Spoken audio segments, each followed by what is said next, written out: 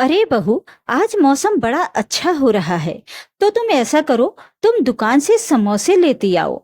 सारिका का पति नकुल कहने लगा, माँ मैं ले आता हूँ। तो राधिका जी कहने लगी, अरे नहीं बेटा, तू अभी अभी तो ऑफिस से थक कर आया है। बहू तो दिन भर घर में ही रहती है, थोड़ा चल फिर लेगी तो क्या दिक्कत है। वैसे भी 2 गली पीछे ही तो दुकान है। तू मेरे पास बैठ, मुझे तुझसे जरूरी बात करनी है। सारिका तो पहले ही समझ गई थी कि सास जरूर कोई बात करना चाहती होंगी, इसलिए जानबूझकर उसे घर से बाहर भेज रही हैं। सारिका अभी तक वैसे ही खड़ी थी तो राधिका जी कहने लगी, अरे बहू, खड़ी होकर क्या सोच रही हो? जाओ ना, जल्दी से समोसे लेकर आ जाओ, नहीं तो चाय ठंडी हो जाएगी। सारिका अपने रूम में गई। उसने अपने पर्स में से कुछ रुपए निकाले और छोटा सा थैला उठाकर बाहर निकल गई। अभी वो गली से बाहर निकली ही थी कि तभी रिमझिम बरसात शुरू हो गई। तो वो छाता लेने के लिए घर की ओर वापस लौटने लगी। दरवाजे पर पहुंचते ही उसके कदम ठिठक गए। उसकी सास नकुल से कह रही थी, सुनो बेटा, विकास को कोई कोर्स करना है तो उसे 25,000 रुपए चाहिए। ये सुनकर नकुल हैरानी से बोला, लेकिन माँ, अभी तो 2 महीने पहले भी तो उसने कोई कोर्स करने के नाम पर 15,000 रुपए लिए थे। वो कोर्स पूरा हो गया क्या? और विकास की पढ़ाई पूरी हुए 2 साल हो गए हैं, अभी तक वो कोर्स ही कर रहा है। उससे बोलो कोई नौकरी भी ढूंढने की कोशिश करे। तो राधिका जी कहने लगी, देख बेटा, आजकल सिर्फ पढ़ाई लिखाई से क्या होता है। जितने कोर्स जरूरी हैं वो करेगा तो उसे अच्छी नौकरी मिलेगी ना। वैसे भी तेरे पापा इस दुनिया में नहीं हैं, तो भाई की जिम्मेदारी तो तुझे ही उठानी होगी। अब तेरे पिताजी इस दुनिया में होते तो उसे तेरे आगे हाथ फैलाने की जरूरत थोड़ी ना पड़ती। इतना कहकर वो अपने पल्लू से सूखी आंखों को रगड़कर रोने का नाटक करने लगी। सारिका ये सब सुनकर हैरान रह गई। उसे अच्छे से पता था कि विकास कोई कोर्स वगैरह करता ही नहीं है, क्योंकि खुद उसने अपनी आंखों से देखा था कि वो किसी लड़की के साथ मॉल में घूम रहा था, जबकि घर से वो ये कहकर गया था कि मैं अपने क्लास के लिए जा रहा हूँ। जब उसने घर आने के बाद देवर से सवाल जवाब किया था तो वो माँ से शिकायत करने लगा था कि भाभी मेरी जासूसी करती हैं। भाभी आप लोगों की नजरों में मुझे गिरा देना चाहती हैं। मैं तो अपनी क्लास में ही था। अब उसके पास कोई सबूत नहीं था, इसलिए वो कुछ बोल नहीं पाई। लेकिन राधिका जी बहू पर बहुत नाराज हो गई थी और उन्होंने तो सीधे सीधे इल्जाम ही लगा दिया था, तुम परिवार में दरार डालने की कोशिश कर रही हो। दोनों भाइयों के बीच बहुत बनती है, तो ये सब तुमसे सहन नहीं होता। तुम मेरे छोटे बेटे से जलती हो। सारिका अवाक रह गई थी। तब नकुल ने भी उसे ही समझा बुझाकर शांत कर दिया था।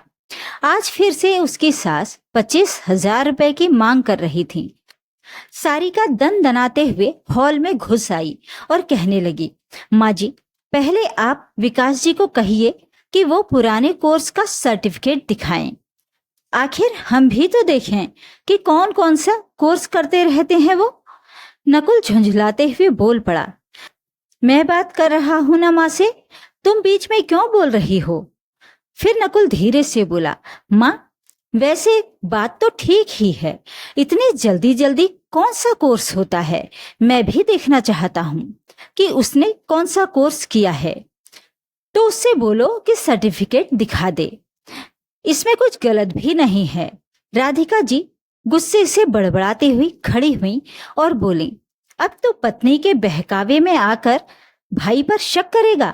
देख बेटा, अपना रिमोट अपनी पत्नी के हाथ में कभी मत देना, वरना वो तुम दोनों भाइयों के बीच में फूट डलवा देगी। अरे पत्नी के प्यार में इतना भी अंधा नहीं होना चाहिए कि अपने भाई के साथ दुश्मनी कर बैठो। आगे चलकर भाई ही साथ देता है। तुझे रुपए देने हैं तो दे दे, नहीं तो मैं रिश्तेदारों से उधार मांग लूंगी। आखिर लोगों को भी तो पता चलना चाहिए कि जिस बच्चे के सर से बाप का साया उठ जाता है उसे भीख मांगकर ही जिंदगी गुजारनी पड़ती है। एक बार मेरा बेटा कमाने लगे तो उसे किसी के आगे हाथ फैलाने की जरूरत नहीं पड़ेगी। इतना कहकर वो रोते हुए अपने रूम में चली गई। अब नकुल का हाथ भी फिलहाल तंग था, क्योंकि माँ आए दिन कोई ना कोई बात बोलकर रुपए मांग लिया करती थी और नकुल को घर के खर्चे के साथ साथ लोन की ईएमआई भी भरनी पड़ती थी। उसने लोन लेकर ही ये घर बनवाया था। उसके पिता शंकर दयाल जी एक छोटे से किराए के मकान में ही उन सभी को असहाय छोड़कर चल बसे थे। तब नकुल ने अपनी पढ़ाई के साथ साथ छोटा मोटा काम करना भी शुरू किया था, ताकि घर का खर्च आराम से चलता रहे। हालांकि राधिका जी को पेंशन मिलती थी, लेकिन वो बहुत कम थी और उससे घर का खर्च भी नहीं निकल पाता था। नकुल मेहनती था, वो दिन रात मेहनत करता। आखिरकार नकुल के संघर्ष रंग लाए। उसे एक मल्टीनेशनल कंपनी में नौकरी मिल गई और घर की हालत सुधरने लगी। नकुल के लिए सारिका रिश्ता आया तो राधिका जी ने उसकी शादी भी करवा दी, ताकि बहू घर संभाल ले। बेटे ने घर के सारे खर्चे संभाल ही लिए थे। नकुल का छोटा भाई विकास उतना जिम्मेदार नहीं था, क्योंकि पिता के गुजरने के बाद नकुल ने ही घर की जिम्मेदारी उठाई थी। विकास तो माँ का लाडला था और माँ उसकी हर फरमाइश पूरी करती थी। माँ के लाड़ प्यार से वो कुछ ज्यादा ही बिगड़ गया था। किसी तरह उसने ग्रेजुएशन तक पढ़ाई पूरी की थी और उसके बाद बस दोस्तों के साथ घूमने मस्ती करने में लग गया था। राधिका जी को भी समझ में आ रहा था कि बेटा मेहनत नहीं करेगा, इसलिए वो अपनी हर महीने की पेंशन उसके अकाउंट में डाल देती थी और नकुल से भी बहाने बनाकर पैसे लेकर उसे देती जा रही थी। सारिका को सब समझ में आ रहा था, लेकिन जब भी उसने नकुल को समझाने की कोशिश की तो सास ने उस पर इल्जाम लगा दिया कि वो दोनों भाइयों के बीच फूट डालना चाहती है। नकुल भी घर में तनाव नहीं चाहता था, इसलिए वो अपनी पत्नी को चुप करवा देता था, लेकिन अब उसे भी लगने लगा था कि ये सब कुछ ठीक नहीं है। सारिका ने तय कर लिया कि अब वो सच्चाई सामने लाकर रहेगी। अगले दिन जब नकुल ऑफिस चला गया, विकास माँ के कमरे में गया। माँ बेटा बातें कर रहे थे, तभी सारिका दबे पांव उनके कमरे के पास पहुंची। विकास कह रहा था, माँ आपने भैया से बात कर ली ना? भैया ने क्या कहा? तो राधिका जी हंसते हुए बोली, अरे तेरा भाई तो बेवकूफ है। मैंने उसके सामने रोने धोने का नाटक कर लिया है बेटा। वो जरूर तुझे 25,000 रुपए दे देगा। तू अकाउंट में रुपए जमा करते जा, फिर मैं कहीं तेरे लिए बढ़िया सी प्रॉपर्टी खरीद दूंगी। अब जब तक मैं इस दुनिया में हूँ तब तक ही तो बड़े बेटे से लेकर तेरे अकाउंट में पैसे तो जमा कर ही सकती हूँ। तू भी रुपए ज्यादा बर्बाद मत किया कर। आगे भविष्य में यही प्रॉपर्टी तेरे काम आएगी, वरना बाद में कौन भैया भाभी तेरा साथ देंगे। ये सब सुनकर सारिका सन्न रह गई। अच्छा हुआ उसने मोबाइल पर रिकॉर्डिंग चालू कर दी थी। राधिका जी और विकास की सारी बातें रिकॉर्ड हो गई थी। अब सारिका ने उन दोनों की सच्चाई सामने लाने की ठान ली थी। नकुल जब घर आया तो उसने इत्मीनान से उसे चाय नाश्ता दिया।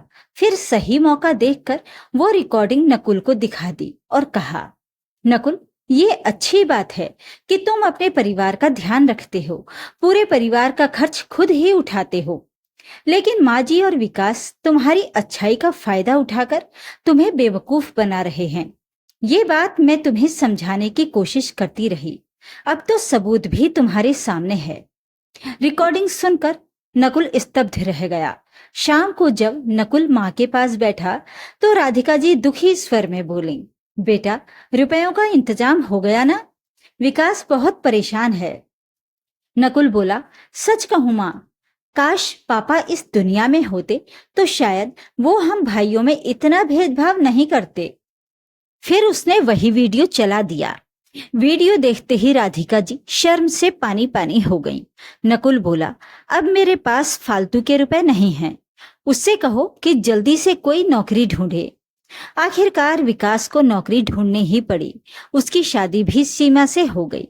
नकुल ने समझदारी से अपना परिवार अलग कर लिया, क्योंकि वो जानता था कि माँ का ये भेदभाव आगे चलकर बहुत ज्यादा नुकसान करेगा।